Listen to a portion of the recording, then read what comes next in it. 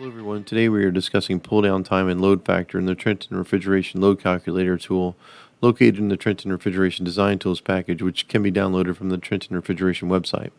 This tutorial is a continuation of the previous tutorial using the same 10 by 10 by 10 cooler application at a 35-degree box temperature. You can see the calculation is already queued up, and we're going to click on the product load button. So the screen that appears in front of us is the summary of the default product load, which is the general mixed products approximation. The weight is 2,000 pounds, but that's a function of your box volume. Entering temperature is 45 degrees, final temperature 35 degrees, pull down time of 24 hours, and my load is currently 642 BTUH. So let's double click on this. And what the next screen summarizes is the average freeze point, the average specific heat above and below, and moisture content for the general mixed product approximation.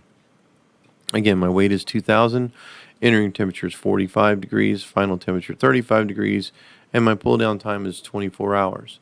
Now, anytime you modify your pull down time, your load is going to change accordingly. So if I was to change that pull down time from a 24 to a 12, you'll notice my load doubles, and anytime I increase my pull down time, say from 24 hours to 48, my load will be cut in half.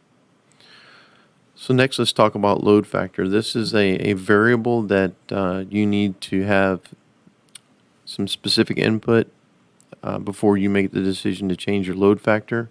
The reason being is that load factors are primarily used in blast cooling processes, so special consideration needs to be made to the overall system design, and capacity control must be entertained. So before changing this value away from a 1, please consult with your local Trenton Refrigeration sales engineer or one of our product specialists.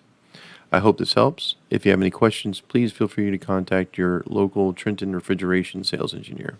Thank you and have a great day.